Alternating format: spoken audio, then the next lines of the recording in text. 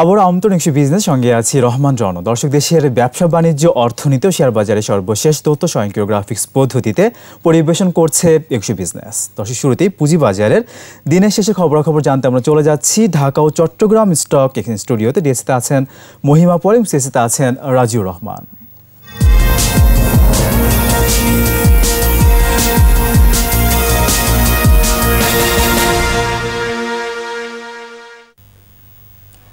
ধন্যবাদ রহমান রানা। আপনাকে জানিয়ে দেব ঢাকা স্টক এক্সচেঞ্জের দিন শেষের খবরাখবর। সূচকের পতন এবং বেশিরভাগ প্রতিষ্ঠানের শেয়ারের দর অপরিবর্তিত থেকে এবং 60,66,00,000 টাকা লেনদেনের মধ্য দিয়ে শেষ হয়ে গেছে ঢাকা স্টক এক্সচেঞ্জের আজকের দিনে লেনদেন। দিন শেষে টপ ট্রেডের তালিকায় উঠে এসেছে, দেখা যাচ্ছে প্রথমে রয়েছে Beximco Pharma, Linde BD, national bank রয়েছে দ্বিতীয় এবং তৃতীয় অবস্থানে।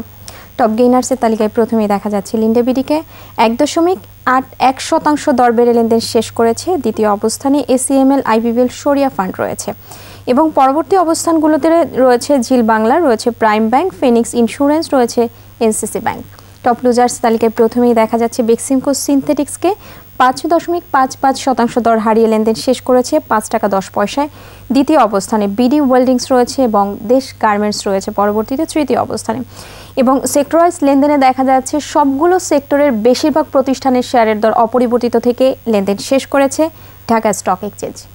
এবং এই ছিল আমার কাছে থাকা ঢাকা স্টক এক্সচেঞ্জের দিন শেষের খবরাখবর। চিটাগং স্টক এক্সচেঞ্জের দিন শেষের খবরাখবর জানতে চলে যাব সিএসি স্টুডিওতে, সেখানে রয়েছেন রাজিউর রহমান। ধন্যবাদ মহিমা পলি আপনাকে।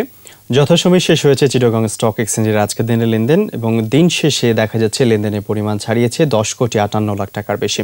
যদিও দিনের শুরু থেকে শেষ পর্যন্ত প্রায় সবটুকু সময় জুড়ে সূচকের নিম্নমুখী প্রবণতা অব্যাহত ছিল এবং দিন শেষে দেখা যাচ্ছে সূচকের সিএসসির প্রধান ইন্ডেক্সটি রয়েছে 17 পয়েন্ট কমেছে, অবস্থান করছে 11,242 পয়েন্টে এবং দিন শেষে দেখা যাচ্ছে 30 ইন্ডেক্সটিও 1 পয়েন্ট নেগেটিভ রয়েছে, অবস্থান করছে 9,920 পয়েন্টে। লেনদেন হওয়া প্রতিষ্ঠান এবং মিউচুয়াল ফান্ডগুলোর মধ্যে দিনের শুরু থেকে শেষ পর্যন্তই দর অপরিবর্তিত থাকা প্রতিষ্ঠানের সংখ্যাটা বেশি ছিল। দিন শেষে দর অপরিবর্তিত রয়েছে 47টি প্রতিষ্ঠানের, দর হারিয়েছে 23টির এবং 8টি প্রতিষ্ঠানের দর বৃদ্ধি পেয়েছে। এবং দিন শেষে টপ ট্রেডের তালিকায় প্রথমে অবস্থান করছে জেনেক্স ইনফোসিস লিমিটেড, পরবর্তীতে রয়েছে NCC bank, square Pharma, advent Pharma এবং বেক্সিমকো। আর শতাংশের দিক থেকে সবচেয়ে বেশি দর বৃদ্ধির তালিকায় দিন শেষে প্রথমেই রয়েছে ঢাকা ব্যাংক, পরবর্তীতে রয়েছে Linde BD, trust bank, Exim bank, Takaful insurance এবং ইবনে সিনা। অন্যদিকে দিন শেষে টপ লুজার্সের তালিকায় প্রথমেই রয়েছে শাসা ডেনিম, পরবর্তীতে রয়েছে এসিএ formulation, Beximco synthetic, Reckitt, Benckiser, Beximco pharma এবং এসিআই।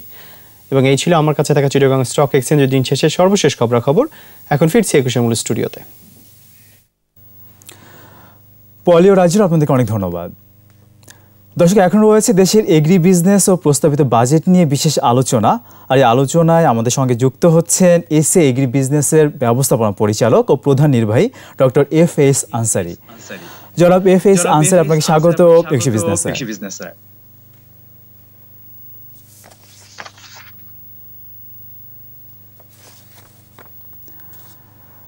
জনাব এফএস আনসারী, আপনাকে স্বাগত এগ্রি বিজনেসে।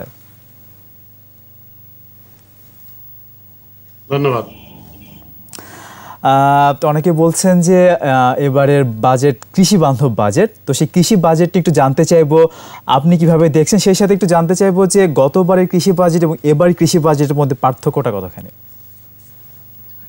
আমরা যেটা বাজেট বক্তৃতাতে আমরা যেটা শুনলাম বা বাজেট বক্তৃতা যেটা পাবলিশ হয়েছে সেটা আমরা পড়ে যেটা দেখলাম, সেখানে অন্যান্য বছরের বাজেট বক্তৃতা বা যেভাবে স্ট্রাকচার করা হয়েছে পুরো বক্তৃতাটাকে এবার ছেড়ে কিন্তু একটা আলাদা করা হয়েছে।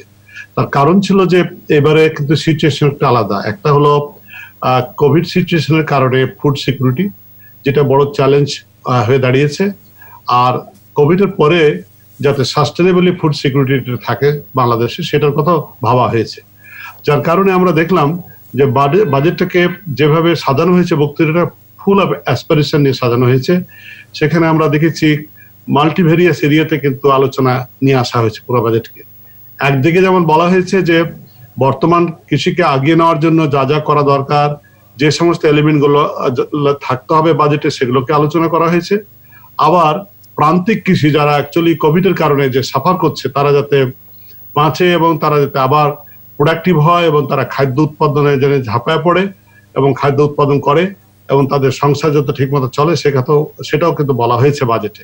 আমি বলছি বাজেট বক্তৃতার কথা, আমি কন্টেন্ট নিয়ে খুব একটা বলতে চাই না, এই কারণে যে এখনো কন্টেন্টের পুরোপুরি জিনিসটা কিন্তু আমরা দেখতে পাইনি বা আমরা হয়তো বুঝতে পারছি না, অবশ্যই বুঝতে পাবো। আর যেটা আমরা ধারাবাহিকভাবে যে বাজেটটার কথা বলা হয় যে সারে ভর্তুকি, আপনার সেচে ভর্তুকি, এগুলো তো আছে, তারপরে যে সমস্ত এলিমেন্ট গুলো অ্যাড করা হয়েছে সেখানে across all the agriculture, crop agriculture, animal agriculture, বিশেষ করে পোল্ট্রি, ক্যাটল এবং অ্যাকোয়ার ক্ষেত্রে সর্বক্ষেত্রে একটা জিনিসকে এমফেসাইজ করেছে, সেটা বারবার বলছে যে আমরা টেকনোলজি ইন্ট্রোডিউস করব এবং এই টেকনোলজি দিয়ে আমরা কৃষিকে আমরা প্রোডাক্টিভ কৃষি করতে চাই এবং কৃষিতে আমরা খরচ কমাতে চাই। এই জিনিসটা অন্যান্য বছরে কিন্তু খুব বেশি আলোচনায় আসতো না, কিন্তু এবারে কিন্তু আলোচনাতে আসছে।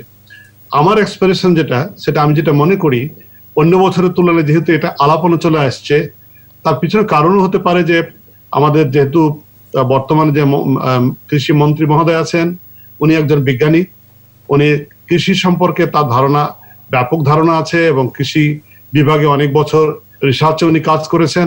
আমার মনে হয় এই বাস্তবতার নিরিখে উনি কিন্তু পুরো বাজেটটাকে সাজানোর জন্য সুন্দরভাবে হয়তো বা স্ট্রাকচার করে দিয়েছেন, যার কারণে পুরো বাজেটটা কিন্তু এভাবে প্রতিফলিত হয়েছে। তো এটা হলো অন্যান্য বছরের বাজেট থেকে একটু আলাদা। এখন ইস্যুটা হলো এই যে টেকনোলজির কথা বলা হলো, কেন বলা হলো টেকনোলজি? কারণ হলো যে আমরা যে বাংলাদেশে কৃষি কাজ করি, সেখানে আমরা বেশ কিছু মানে সেক্টরে, বিশেষ করে ধান, মাছ, সবজি, বিভিন্ন ক্ষেত্রে কিন্তু আমরা পৃথিবীর বিভিন্ন দেশের তুলনায় কিন্তু অনেক ভালো কোয়ান্টিটিতে উৎপাদন করি। কিন্তু যদি আমরা বলি প্রোডাক্টিভিটির কথা, সেখানে কিন্তু আমরা অনেক ক্ষেত্রে আমরা পিছিয়ে আছি। আর এই প্রোডাক্টিভিটিকে ইমপ্রুভ করতে না পারলে, যেহেতু আমাদের জমি সীমিত আছে, সেহেতু এই প্রোডাক্টিভিটি ইমপ্রুভমেন্ট করে কিন্তু আমাদের ফসল বাড়াতে হবে, আমাদের দুধ বাড়াতে হবে, আমাদের মাংস বাড়াতে হবে, আমাদের মাছ বাড়াতে হবে। এই ক্ষেত্রে সরকার কিন্তু এবারে বাজেটে কিন্তু আলোচনার মধ্যে এটা নিয়ে আসছে। আমরা আশা করছি যেভাবে আলোচনা হয়েছে সেভাবে হয়তোবা বাজেটের প্রতিফলনটা হবে এবং সে ধরনের অ্যাকশন প্ল্যান হবে, যেখানে আমরা দেখতে পাবো এই আলোচনার প্রতিফলনটা বাস্তবে দেখা যাবে। সেটাই। আমরা জানি যে কৃষি উন্নয়নে কৃষি গবেষণাটাও খুব বেশি দরকার, তো সেই কৃষি গবেষণার ক্ষেত্রে বরাদ্দ আরো বাড়ানো উচিত ছিল কিনা, আপনি কি মনে করছেন? অ্যাকচুয়ালি এইসব ক্ষেত্রে মানে বাজেটে যেটা আলোচনা করা হয়েছে যে আমরা গবেষণা এমফেসাইজ করব, বিশেষ করে লাইভ স্টকের ক্ষেত্রে বলা হয়েছে 3টি বিষয়কে অনেক জোর দেওয়া হবে। 3টি বিষয়ের মধ্যে আমরা পরিষ্কারভাবে দেখেছি যে দুধ বাড়ানোর জন্য এমফেসাইজ করা হয়েছে, ব্রিডিং করা হবে ফোকাস করে, যাতে করে ভালো ব্রিডও আমাদের দেশে আসতে পারে। তারপরে বলা হয়েছে যে দুধ এবং অন্যান্য মাংস প্রসেসিং এর এমফেসাইজ দেওয়া হবে, সমস্ত বলা হয়েছে। কিন্তু ইস্যুটা হচ্ছে রিসার্চের ক্ষেত্রে যেটা বলা হয়েছে সেটা পুরোপুরি ভাবে বলা হয়নি কত টাকা রিসার্চে দেওয়া হলো। কারণ এখনো আমরা যে বাজেট বক্তৃতা পেয়েছি সেখানে ফুল অফ অ্যাসপিরেশন আছে এবং রিসার্চের কথা বলা হয়েছে। একটা জিনিস আমাদের মনে রাখতে হবে যে বাংলাদেশের কৃষিটা প্রায় সবটাই কিন্তু প্রাইভেটাইজড, এবং এই দেশে যে সমস্ত নতুন নতুন টেকনোলজি আসছে, সরকারের পাশাপাশি নতুন নতুন অনেক প্রোডাক্টিভ টেকনোলজি কিন্তু প্রাইভেট কোম্পানিগুলো নিয়ে আসছে। তাহলে আমরা মনে করি যে আমাদের কৃষি মন্ত্রণালয় এবং লাইভ স্টক এন্ড ফিশারি মন্ত্রণালয় তারা বাংলাদেশের প্রাইভেট সেক্টরের সাথে আলাপ আলোচনা করবে এবং দেখবে কোন কোন নতুন টেকনোলজি সারা পৃথিবীতে প্রাইভেট সেক্টরের কাছে আছে, যে টেকনোলজিগুলো এই প্রাইভেট সেক্টরগুলো জয়েন্ট ভেঞ্চার করে অথবা অন্যান্য অ্যারেঞ্জমেন্ট করে বাংলাদেশে আনতে পারবে। এবং সেক্ষেত্রে সরকার যেমন আমাদের দেশের বিশ্ববিদ্যালয় এবং আমাদের দেশের রিসার্চ ইনস্টিটিউটগুলোকে সাপোর্ট দেয়, তেমনি প্রাইভেট সেক্টরকে প্রজেক্ট করে দেবে, যাতে করে প্রাইভেট সেক্টর এই সমস্ত রিসার্চে ইনভেস্টমেন্ট করার জন্য উদ্বুদ্ধ হয় এবং সরকারের কাছে সাপোর্ট নিয়ে এটাকে আরো গতিশীল করতে পারে। ফলে আলটিমেটলি দেখা যাবে যে ভালো একটা প্রগতিশীল কৃষি বাংলাদেশে হয়েছে এবং আমাদের দেশের কৃষকের প্রোডাক্টিভিটি বাড়বে এবং কৃষকের ইনকাম বাড়বে। কিন্তু এখন পর্যন্ত আমরা জানি না যে প্রাইভেট সেক্টরের জন্য কি ধরনের বরাদ্দ রাখা হয়েছে এই রিসার্চে। এখন পর্যন্ত আমরা খুব একটা জানি না যে আগে যে সমস্ত রিসার্চে বরাদ্দ থাকতো তার উপরে কতটা বরাদ্দ বাড়িয়ে দেওয়া হয়েছে। কারণ রিসার্চের জেনারেসিটি না থাকলে কিন্তু ভালো রিসার্চ করা যাবে না, বা সেখান থেকে আউটপুট আনা খুব ডিফিকাল্ট। কারণ গতানুগতিক বরাদ্দ দিয়ে কিন্তু আমাদের দেশের রিসার্চ ইনস্টিটিউটগুলো বিল্ডিং মেনটেন্যান্স, কেমিক্যাল কেনা হবে আর শুধুমাত্র স্যালারি পে করা হবে, কিন্তু বাকি খুব একটা বেশি কাজ করা সম্ভব হবে না। অতএব অনেক বেশি বরাদ্দ দিয়ে হাত মানে প্রসারিত করে এই সমস্ত রিসার্চগুলোকে এক্সপেডাইট করতে হবে। সেটাই। এবং আমরা জানি যে কৃষির উৎপাদন খরচ কিন্তু অনেকখানি বেশি, সেক্ষেত্রে প্রযুক্তির উন্নয়ন সেই সেক্টরে সেই খরচটাকে কিছুটা কম হবে, সেটা আমরা প্রত্যাশা করছি। এবং এই ক্ষেত্রে একটু জানতে চাই যে উৎপাদন খরচ কমানোর ক্ষেত্রে এবার বাজেটে আসলে কি দিক নির্দেশনা আছে বলে আপনি দেখছেন, আসলে মনে করছেন? আপনি অনেক সুন্দর একটা মন্তব্য করেছেন, সেখানে বলেছেন কৃষির উৎপাদন খরচ বাংলাদেশে বেশি। অ্যাকচুয়ালি অনেক বেশি। আমরা যদি কম্পেয়ার করি অন্যান্য দেশের তুলনায়, ধান উৎপাদন খরচ, মুরগি 1 কেজি উৎপাদন খরচ, মাছের উৎপাদন খরচ, সর্বক্ষেত্রে কিন্তু আমাদের পার কেজিতে উৎপাদন খরচ আনুপাতিকভাবে অনেক দেশের চেয়ে বেশি। তাহলে কেন এটা বেশি? তার পিছনে কারণ হলো আমরা অনেক ক্ষেত্রে কিন্তু টেকনোলজিতে আমরা পিছিয়ে আছি। তাহলে আমাদের ইল বাড়াতে হবে, এবং ইল বাড়াতে পারলে সুবিধা হবে এই যে এখন একজন কৃষক যদি 1 হেক্টর জমিতে 4 টন ধান পায়, আর ভালো টেকনোলজি দিয়ে যদি সেখানে 6 টন পায়, তাহলে যে 6 টন পেলে তার উৎপাদন খরচ কিন্তু অনেক ক্ষেত্রে কমে যাবে। একইভাবে একজন খামারে যদি 1 কেজি মুরগি উৎপাদন করতে বাংলাদেশে 1.5 কিলো আপনার ফুড খাওয়ায়, আর অন্য দেশে যদি 1.3 কিলো খাওয়ায়, তাহলে সেখানে কিন্তু এই তারতম্যটা দেখা যাবে। এমনও আমি শুনেছি যে আমাদের দেশে 1 কেজি তেলাপিয়া মাছ উৎপাদন করতে 2 কেজি খাবার খাওয়াতে হয়, অথচ আমাদের পার্শ্ববর্তী বহু দেশে 1 কেজি তেলাপিয়া উৎপাদন করতে 1.1 কিলো খাবার খাওয়ালে কিন্তু হয়ে যায়। খাবারের দাম কিন্তু যথেষ্ট বেশি। তাহলে আর তারপর হলো মোর্টালিটির ব্যাপার আছে, তারপর হলো আপনার আমাদের দেশে যে সমস্ত ঝড় বৃষ্টি পোকামাকড় আছে। তাহলে আমাদের এই টেকনোলজির ফলে কিন্তু হতে পারে কি ইল বাড়বে, এবং ইল বাড়লে কিন্তু কষ্ট কমে যাবে। আরেকটা হতে পারে নতুন টেকনোলজি আসার ফলে নতুন জাত আসবে, যে জাতগুলো অনেকদিন ধরে রেখে বিক্রি করা যাবে। যেমন ধরেন আমাদের দেশে যে সমস্ত টমেটো, আমরা যে গ্রীষ্মকালীন টমেটো করি, কিছু কিছু জাত আছে যে সমস্ত জাত হারভেস্ট করার পর 3 দিনের বেশি রাখা যায় না। আবার কিছু কিছু জাত আছে এই 40 ডিগ্রি সেলসিয়াসে 16 দিন রাখা যায়। তাহলে যে কৃষক এই ভালো জাতটা করলো, সে কিন্তু বেশ বার্গেন করে ভালো প্রাইসে বেচতে পারবে 40-50 টাকায়। আর যার 3 দিন সময় আছে তাকে কিন্তু তাড়াহুড়ো করে বেঁচে দিতে হবে। তাহলে এই যে টেকনোলজিক্যাল ইনোভেশন কিন্তু একদিকে যেমন প্রোডাক্টিভিটি ইনক্রিজ করে এবং কস্ট কমায়, আর একদিকে কিন্তু প্রফিট বাড়ায়। তার কারণ হলো আপনি ভালো টেকনোলজি ভালো জাত দেবেন, তাতে আপনি ভালো প্রাইসে এটা বিক্রি করতে পারবেন। এটা খুবই ইম্পর্টেন্ট একটা এলিমেন্ট হয়ে গেছে এখন মডার্ন কৃষিতে। আর পৃথিবী যেহেতু খোলা, কেউ তো আর বসে নাই, সারা পৃথিবীতে কিন্তু এই প্রোডাক্টিভিটি নিয়ে কথা বলছে। আমরা যদি ভালো প্রোডাক্টিভ কোনো কিছু উৎপাদন করতে না পারি, আমাদের যদি কস্ট কমাতে না পারি, বাহির থেকে প্রোডাক্ট এসে ভরে যাবে। সেক্ষেত্রে আমাদের অনেক জোর দিতে হবে। সেটাই। আমরা প্রস্তাবনা যে প্রস্তাবিত বাজেট, সেখান থেকে পূর্ণাঙ্গ বাজেটে আপনাদের কোনো প্রত্যাশা যদি থাকে সেটাও জানবো। তার আগে ছোট্ট একটা বিরতি নিয়ে আসি। দর্শক, নিচ্ছি একটা বিরতি, ফিরে আসবো একটু পরে, আমাদের সঙ্গেই থাকুন।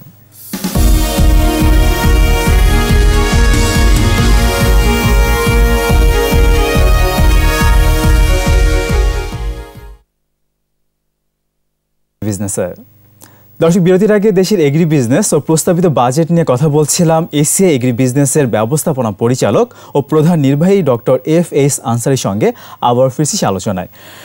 ডক্টর এফ.এস. আনসারী, যেটা জানতে চাচ্ছিলাম যে পূর্ণাঙ্গ বাজেটে কৃষি খাতে আরো কোনো প্রত্যাশা যদি আপনাদের থাকে? অ্যাকচুয়ালি আমাদের অবশ্যই প্রত্যাশা আছে। সেক্ষেত্রে আমাদের এবছরে হয়তো আপনার মনে আছে যে আমরা যখন দেখলাম যে মাঠ ভরা ধান এবং চারিদিকে কিন্তু প্রায় বন্ধের মতো অবস্থা হয়ে গেল, কৃষক কিন্তু চিন্তিত হয়ে গেল ধান কি করে মানুষের ঘরে আসবে বা তারা কি করে ঘরে এই ধান নেবে। কিন্তু আমরা দেখলাম যে সরকার সাপোর্ট করার কারণে আমরা কৃষি যন্ত্রপাতি দিয়ে কিন্তু বিশেষ করে কম্বাইন হারভেস্টার ইন্ট্রোডিউস করা হলো, যার কারণে কম্বাইন হারভেস্টার দিয়ে কিন্তু মোটামুটি ভাবে ধান কেটে তুলে আনা হলো। সরকারের সাপোর্টের কারণে অনেক ওয়ার্কার কিন্তু এক জায়গা থেকে আরেক যেতে পারলো। তাহলে আমি যেটা মনে করি যে এই কম্বাইন হারভেস্টার যেহেতু একটা ইউজফুল একটা ইনস্ট্রুমেন্ট এবং এটা প্রোডাক্টিভিটি ইনক্রিজে সাপোর্ট করে, সেহেতু আমরা মনে করি যে এটাকে কন্টিনিউ করা। বাংলাদেশের টোটাল যে জমি আছে তার জমিতে কাজ করার জন্য বিশেষ করে দুটো এরিয়াতে কস্ট অনেক বেশি। একটা হচ্ছে আপনার ধান কাটা, ধান লাগানো, সেক্ষেত্রে কিন্তু কস্ট অনেক বেশি। এই জন্য আমাদের দেশে কারণ 40% লেবার শর্ট হয় এই সমস্ত সময় যখন আপনার ধান কাটা হয় এবং লাগানো হয়। এই জায়গাতে কিন্তু কম্বাইন হারভেস্টার লাগবে, নাগাল যন্ত্র লাগবে। এই 40% জায়গাতে এই কম্বাইন হারভেস্টার সাপ্লাই করতে হবে সাবসিডি দিয়ে। সেক্ষেত্রে 22,000 কম্বাইন হারভেস্টার দরকার এবং ধান লাগানোর যন্ত্র প্রায় 60,000 দরকার। এখানে সরকার প্ল্যান করেছে কৃষি যন্ত্রপাতিতে সাবসিডি দেবে আমরা আশা করছি এসব জায়গাতে সরকার সাপোর্ট দেবে। আর আমরা একটা জিনিস জানি যে দুধ আমাদের দেশে কিন্তু অনেক ক্ষেত্রে আমরা বিক্রি করতে পারে না আমাদের কৃষক। এই দুধ প্রসেস করার জন্য এবং দুধে ভ্যালুয়েট করার জন্য সরকার একটা উদ্যোগ নিয়েছে এবং বাজেট বক্তৃতাতে বলা হয়েছে যে দুধ প্রসেসিং এর জন্য এবং মিট প্রসেসিং এর জন্য অনেকগুলো মিট প্রসেসিং সেন্টার দুধ করবে। এতে সুবিধা হবে যে কৃষকের উৎপাদিত আপনার দুধ এবং মাংসতে ভ্যালুয়েটেড হবে এবং সেখানে তারা যথেষ্ট মূল্য পাবে। এটাও যাতে করে ইমিডিয়েটলি ইমপ্লিমেন্টেশন করা হয়, এটা আমাদের এক্সপেকটেশন। পোল্ট্রির ক্ষেত্রে যেটা করা হয়েছে যে পোল্ট্রির আমাদের দেশে যে সমস্ত ইন্ডিজিনিয়াস বার্ড আছে সেগুলোর জাম প্লাজমকে স্টক করা হবে এবং সেখান থেকে ডেভেলপমেন্ট আনবে। আমরা মনে করি এই প্রজেক্টটাকে খুব ফাস্ট আগিয়ে নেওয়া যায় দরকার। তো সর্বক্ষেত্রে যা বলা হয়েছে বাজেটে সেটা যাতে টাইমলি ইমপ্লিমেন্টেশন করা হয় উইদাউট ডিলে, কারণ টাইম পাস কিন্তু খুব একটা সাপোর্ট করবে না কাউকে। সো এই জিনিসটার দিকে মাথায় খেয়াল রাখতে হবে। সেটাই। তো এবার বাজেটকে সামনে রেখে এসিআই আসলে চিন্তা ভাবনাটা কি আসলে এগ্রি সেক্টরকে সাপোর্ট দেওয়ার জন্য? আমরা খুব উৎসাহ বোধ করছি যে আজকে এবারে বাজেটকে যেভাবে ন্যারেট করা হয়েছে, যেভাবে বলা হয়েছে, কৃষিকে যেভাবে গুরুত্ব দেওয়া হয়েছে। এসিআই যেহেতু বাংলাদেশে 1 নম্বর কৃষি কোম্পানি, আমরা যেহেতু এবছরে ধান কাটার ক্ষেত্রে যেভাবে আমরা সাপোর্ট দিয়েছি, আমরা একইভাবে আমরা ধান ফসলে, সবজিতে, ফলে, মাছে, মুরগিতে এবং আপনার গাভীতে সব জায়গাতে কিন্তু আমরা সাপোর্ট দেব। কারণ আমাদের যে কমিটমেন্ট আছে wealth creation for the farmer, এবং এটা করার জন্য we are providing complete solution to the need of the farmer. সর্বক্ষেত্রে আমরা টেকনোলজি দেব এবং সরকারের পাশাপাশি থেকে আমরা কৃষককে সাপোর্ট করব। এটা আমরা করতে পারবো, আমাদের অ্যাবিলিটি আছে, আমাদের কাছে সব টেকনোলজি আছে। তারপরেও আমাদের স্ট্রং ডিজিটাল প্ল্যাটফর্ম আছে যার থ্রু দিয়ে ফসলি আমরা কৃষককে আমরা কানেক্ট করতে পারছি। এক্সটেনশন সার্ভিসে যে সমস্ত আমাদের কলিগ আছেন তাদেরকে বিশেষ করে গভর্নমেন্টে কানেক্ট করতে পারছি এবং ডিলারদেরকে কানেক্ট করতে পারছি। অতএব কোভিড হলেও কিন্তু আমাদের দেশের কৃষক কিন্তু এই সমস্ত আপনার ডিজিটাল প্ল্যাটফর্মের মাধ্যমে কিন্তু টেকনোলজি পাবে। আমরা সম্পূর্ণভাবে প্রস্তুত এবং এই সমস্ত সার্ভিস আমরা বা সাপোর্ট আমরা দেব। আচ্ছা, সেক্ষেত্রে সার বীজের ক্ষেত্রে আপনাদের সাপোর্টটা কেমন হবে? আমাদের কিন্তু আমরা যেটা করছি সেটা আমাদের ফুল রেঞ্জ অফ বীজের আপনার প্রোডাক্ট আছে, বীজ আছে, ধান থেকে শুরু করে সব ধরনের বীজ আমাদের কাছে আছে এবং আমরা বাংলাদেশে 1 নম্বর বীজ কোম্পানি।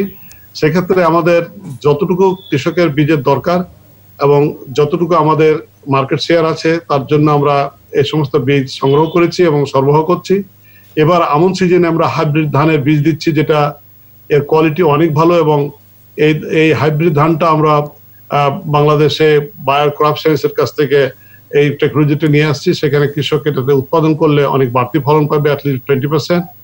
তার ইল ভালো, গ্রেন কোয়ালিটি ভালো, রান্না করে যে ভাত হয় সেটার কোয়ালিটি ভালো, সেটা আমরা দিচ্ছি। সবজি বীজ আমরা সরবরাহ করছি। আর সারের ক্ষেত্রে আমরা ফোলিয়ার অ্যাপ্লিকেশন, অর্থাৎ যখন ধান বা অন্যান্য ফসল যখন বড় হলো, ফুল হলো, তখন ভালো যাতে ফলন হয় তার জন্য যে সারটা লাগে সেটা আমরা যথেষ্ট মজুত রাখছি এবং এটা আমরা সরবরাহ করার জন্য আমরা ব্যবস্থা নিয়েছি। সেটাই। তো সর্বক্ষেত্রে আমরা প্রস্তুত আছি আমরা সাপোর্ট করার জন্য। সেক্ষেত্রে কৃষি উন্নয়নে কৃষি ঋণ কিন্তু একটা গুরুত্বপূর্ণ ব্যাপার। কৃষি ঋণকে আরো কিভাবে সহজ করা যায় বলে আপনি মনে করেন? কি দিক নির্দেশনা? আপনি শুনে অনেক অবাক হবেন যে আমাদের অনেকেই হয়তো বা এই ব্যাপারটা জানে না। বাংলাদেশে কৃষক কিন্তু তার জমির পরিমাণ এত ছোট, যার কারণে সে যা উৎপাদন করে তার ফ্যামিলির খাবারের জন্য এবং পরবর্তী ফসলের বীজ হিসেবে রাখে। অনেক ক্ষেত্রে যে বাড়তি খরচ হয়, টাকা বাঁচে, সেটা দিয়ে তারা সংসারের বিভিন্ন জায়গায় কাজে লাগায়। এবং অবাক হবেন আপনি শুনে এটাই যে আমরা কিন্তু এই কৃষককে আমরা এমন ভাবে সাপোর্ট দিচ্ছি যাতে কৃষক তার স্বাবলম্বী হয় এবং তারা দাঁড়াতে পারে এই সমস্ত টেকনোলজি নিয়ে, এবং তার কৃষকের পাশে থেকে কিন্তু এই সমস্ত টেকনোলজি আমরা সরবরাহ করে যাচ্ছি। সেক্ষেত্রে কৃষকদের নিরাপত্তা আরো কিভাবে বাড়ানো যায় কি মনে করছেন? নিরাপত্তার ব্যাপারটা বেসিক্যালি যেটা হয় যে কৃষক যদি কোনো ফসল উৎপাদন করে এবং সেটা যদি বিক্রি করতে পারে এবং ভালো প্রাইস পায়, তাহলে কিন্তু সে নিরাপদে কিন্তু ফসলটা উৎপাদন করলো বা তার যে পেশাটা সে চালিয়ে যেতে পারলো। আমরা বাংলাদেশে একমাত্র কোম্পানি আপনার বীজের গবেষণা থেকে শুরু করে হারভেস্ট করা পর্যন্ত, এবং আমরা বীজের মার্কেটিং, ডিস্ট্রিবিউশন, ফার্টিলাইজার, তারপর কৃষি যন্ত্রপাতি, তারপর পশু স্বাস্থ্যের জন্য যা লাগে, পোল্ট্রির জন্য যা লাগে, সব ধরনের কিন্তু টেকনোলজি আমরা সাপ্লাই দিচ্ছি এবং প্রোডাক্ট সাপ্লাই দিচ্ছি। এই ক্ষেত্রে কৃষকের, আমরা একটু আগে বলছিলাম যে ওয়েলথ ক্রিয়েশন ফর দ্য ফার্মারের কথা বলেছি, সব কৃষকের কথাই বলেছি। তাই কৃষকের যাতে এই সমস্ত পণ্য পায়, এই জন্য আমরা আমাদের ডিলার এবং ডিস্ট্রিবিউটরের মাধ্যমে কিন্তু আমরা ক্রেডিটে এই সমস্ত পণ্য সরবরাহ করে থাকি। তাহলে কি হলো, কৃষক তার যা ফসল উৎপাদনের জন্য তার শ্রম খাটালো, তার জমি আছে অথবা সে বর্গা করে, আর বাকি ইনপুটটা কিন্তু সে ব্যবহার করছে আমাদের ডিলার কাছ থেকে লোন নিয়ে। এই কাজটা কিন্তু আমরা করছি। এই বছরের কোভিডের কারণে অনেক ক্ষেত্রে কিন্তু আমরা এত বেশি এই সাপোর্টটা দিয়েছি, এখন অনেক ক্ষেত্রে এই টাকাটা রিটার্ন করা খুব কঠিন হচ্ছে। তারপরেও আমরা প্রিপেয়ার আছি, আমরা পরবর্তী ফসলে সাপোর্ট করব। আমি মনে করি সরকার এই ব্যাপারটা অনুধাবন করবেন এবং আমাদেরকে ওয়ার্কিং ক্যাপিটাল সাপোর্ট দিয়ে যাবে, যাতে করে আমরা পর্যাপ্ত পরিমাণে এই সমস্ত ইনপুট কৃষককে সরবরাহ করতে পারি। একদমই শেষের দিকে ছোট করে জানতে চাই যে কৃষিতে ভ্যালু এডিশনটাকে আরো কিভাবে বাড়ানো যায়, কিভাবে চিন্তা করছেন? এটা কোনো উপায় নেই, দুটো কাজ আছে। একটা হলো আমাদের টেকনোলজি অ্যাড করতে হবে, যাতে করে বেটার ভ্যারাইটি, বেটার ব্রিড দিয়ে ভালো ফসল করতে পারি, যেটা ধরে রেখে বিক্রি করতে পারবে বা স্টোরেজ করা সম্ভব হবে। আর একটা হলো যে যা উৎপাদন করে কৃষক, সেটাকে যদি আমরা প্রসেস করে প্যাকেট করে স্টোর করতে পারি এবং রেখে বিক্রি করতে পারি, অথবা যে সমস্ত কোম্পানি ভ্যালুডেট করে তারা যদি ব্র্যান্ডিং করে বিক্রি করতে পারে, তাহলে কিন্তু এই ভ্যালু এডিশনটা অনেক ভালো কাজে লাগবে এবং এটি করা উচিত আমাদের। সেটা আমরা প্রত্যাশা করছি এবং পূর্ণাঙ্গ বাজেটেও আপনার মতামতগুলো প্রতিফলিত হবে সেটাও প্রত্যাশা করি। আপনাকে অনেক ধন্যবাদ আমাদেরকে সময় দেওয়ার জন্য। আপনাকে এবং দর্শক সবাইকে ধন্যবাদ। দর্শক, এতক্ষণ দেশের এগ্রি বিজনেস ও প্রস্তাবিত বাজেট নিয়ে কথা বলছিলেন এসিআই এগ্রি বিজনেসের ব্যবস্থাপনা পরিচালক ও প্রধান নির্বাহী ডক্টর এফএস আনসারী। দর্শক, এবার নিচ্ছি আরও একটা বিরতি। বেলা 2টা 35 মিনিটে আবারও ফিরে আসবো বিজনেসে আরও আয়োজন নিয়ে। আমাদের সঙ্গেই থাকুন।